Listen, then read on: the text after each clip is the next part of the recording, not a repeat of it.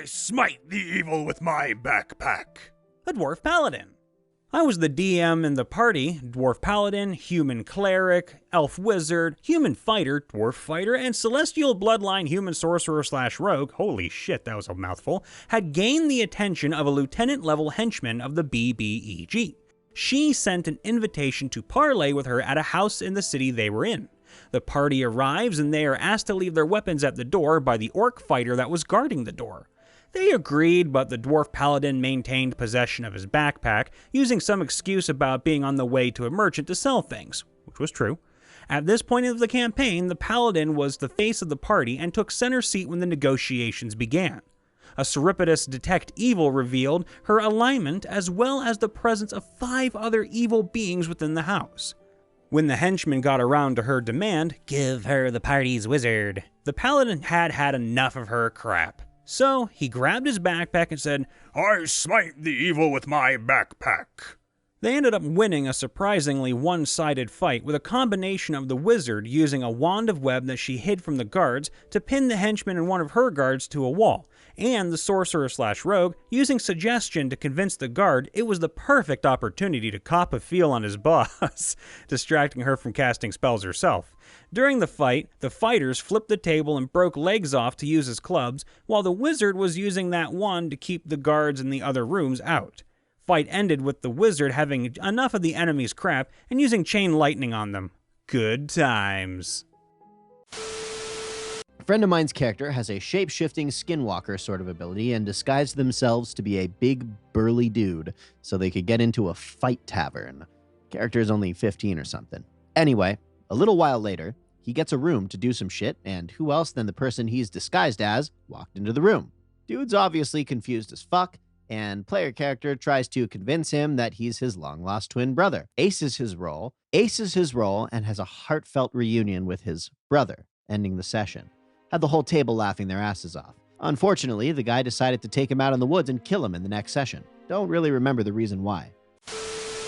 Back in the days of 2nd edition, in high school, we played with a guy that, for some reason, was the target of many practical jokes, during the game and out of the game. His name was TC. One game, we needed to look down a tunnel in the ground no one could possibly fit into, and so the wizard shrank TC until he was the size of a mouse. TC goes to investigate the tunnel, and when he was about 5 feet in, one of the other characters announces, "I piss into the hole." Everyone starts laughing. The DM says to TC, "You hear a rushing sound coming down the tunnel, and a yellow tidal wave rushes towards you." TC says, "What?"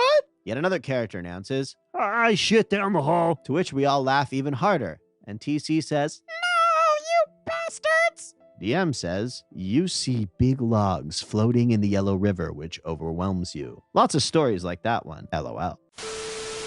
So, one of my D&D characters has a bit of a reputation for making some of the most absurd contraptions possible. She was not a gnome, she was a human fighter with 10 intelligence. The first thing this character did was known as the Death Barrel. So basically, we were in this town, and we knew some cultists were going to have a meeting in this alleyway to do evil cult stuff. So I went down to the shop and bought a basket of exotic butters, a blowgun, a bag of 1,000 ball bearings, an iron pot, a net, several vials of alchemist's fire, 1 barrel, a spoon. So then I loosened the band on said barrel, dumped the ball bearings in, along with about half of the butter. I then used the spoon to mix the two together, creating a barrel full of butter-coated ball bearings. I then go arrive early to the cultist meeting. I go on top of a relatively short building nearby, draping the net down so that part of it is still on top of the building where I'm standing. When the cultists arrive, I simply throw down my alchemist's fire into the net, setting it on fire. The cultists obviously saw and avoided the net, but that wasn't the idea. Since part of the net is still currently on top of the building, I now have a small wall of fire in front of me. So what else could I do besides use the blowgun to fire a stick of butter through the flames at the lead cultist who has just opened a portal? I roll, and of course, critical. He gets nailed in the eye with a flaming stick of butter, blinding him. Next, I take the barrel and throw it through the flame at the cultist. I critical fail, causing it to fly through the flames into the portal. It explodes, and a bunch of flaming ball bearings fire out of the portal, hitting a bunch of cultists. I spend a turn greasing up the bottom of my pot while the rest of the party starts fighting cultists. Before the fire dies down, I jump in the pot, keep off the roof, and use it to surf down the street and slide towards the portal. My friend, who is in the middle of my path, rolls 20 on his deck save to do a sick flip and jump on the pot with me, and we fly through the portal, striking and killing the creature that the cultist was summoning. And that is the story of how a barrel broke the encounter in which our DM was supposed to have us fight an extra-dimensional creature in an alleyway, because some idiot threw a barrel in the portal. Edit. Yes, the Exotic Butters was a Five Nights at Freddy's reference. I feel unclean, as you should.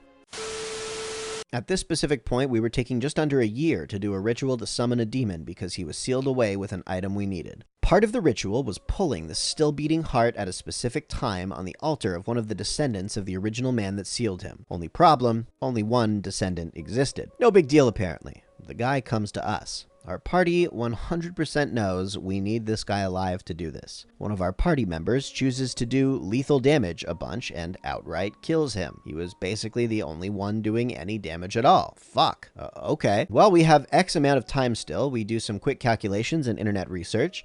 Using medical skills, we want to impregnate one of the females in the group with his sperm to create another descendant. Bam. Quest complete. One of my personal favorites is from a campaign that a friend of mine was DM of, and several of us were playing in. At some point, I don't even recall how all these years later we ended up in some sort of sewer system and encountered a slime or ooze of some type. We weren't that high level yet and didn't have much in the way of magic, arms, and items. What little we did have, we quickly discovered were not doing any sort of harm to the ooze or slime. Then we realized that the paladin had +3 magical armor, and we had about a 20-foot gap between top of the ooze or slime and the area of the sewer we were in. Proceeded to burn Dimension Door, Fly, Telekinesis, and other such spells on the paladin to put him in the air over the thing and let him slam into it, repeatedly, until it squished dead. The Strange Life and Times of Sir Cornelius Pinecone III of the Pine Hill Pinecones. He is a bugbear who thinks he's a human. He was accidentally mistaken for the real Cornelius as a young child. The real Cornelius was the only son of some very nearsighted nobility who got lost in the woods. His parents found the baby bugbear and assumed it was their child, leaving the biological Cornelius to be raised by bugbears in the wild. Bugbear Cornelius grew up dim-witted and entitled. He is constantly at odds with the chaotic evil alignment of his true bugbear nature and the lawful good alignment he was raised with. So far, in our campaign, Cornelius has convinced himself he is a wizard, faked his way to a law degree, questioned his own nature when an NPC called him a bear, and impregnated many maidens. He is easily the best and most ridiculous character I've ever had the pleasure to play alongside. This comes from a story I saw on YouTube. Forget exactly where, may not have all the details right. Normally you roll 3d6, 46 drop 1, or use a point buy system for your stats. This means most of your stats should be around 8 to 12, since die rolling creates a bell curve. One player asked the DM if instead of the normal methods he could just roll 1d20 for his stats. Of course, the first thing he rolls is a 20, and of course, the next thing he rolls is a 1. So he builds a character like this. It's a Goblin Savant wizard. He stuck the 20 into intelligence. This guy was casting spells with a +5 modifier, very potent, very deadly. He had an intimate knowledge of everything arcane and of all history and spoke 4 or 5 languages. However, he stuck the 1 into con. His wizard started with 2 hit points and gained an anemic 1 hit point per level. He adventured by being carried by 2 other goblins on a stretcher since he was more or less barely alive. He roleplayed as a god-sent prophet destined to bring all goblin civilization into an age of science and magic, but his body could barely contain the knowledge and arcane power bestowed upon him. One day, our DM let us find flasks of oil or booze. I can't remember, but think oil. For some reason. I was a trouble-causing wizard with fire cantrips, but for some reason he didn't pick up on the fact that I was just looking for trouble with these. Later on in the dungeon, we find some parchment of some kind, and I had an idea. I tear the parchments into rags and use them to plug the bottles of flammable stuff. DM's eyes widen a little, but he goes, sure, why not? And we went on with the dungeon. They sat in my inventory for some time. Unused. Now, this DM was a real stickler for realism at times, it has to be said. Story was a distant second priority for him. He also did not like going off the rails, and the campaign was very linear. This is important for what happened next. We had an assignment where we headed off to confront a bandit gang. We were told they were all hiding in a rickety old mansion in the south of town. I could see the DM had meticulous maps and presumably endless traps in this giant mansion. Our group would be here for numerous sessions. IRL, I'd had a few beers with the boys. I looked in my inventory and saw something written as Vermilion Soul Cocktails, and suddenly had an idea. Hey, DM, this house is pretty old and dry and rickety, right? Yeah, sure, that sounds about right. Stand back, everyone! I said. The DM goes, what are you doing? I take one of the improvised Vermilion Soul Cocktails out of my bag. Okay. I use my fire cantrip to light the rag on fire and toss the bottle into the house. Boom. DM, that highly flammable liquid ought to light that old dry rickety wood on fire, right? Yeah, that would be realistic, but... He struggled for a second, but his realistic nature won out. The flames consume the mansion. Your party watches as the mansion burns to the ground along with numerous bandits. We took a smoke break after that while he threw together a new scenario. Apparently there was a stone trap door that escaped the flames and that turned into a smaller new dungeon, but we never forgot about the time we finished the whole week's dungeon in a few minutes. Side note, that same character in the game world accidentally burned down no less than half a continent.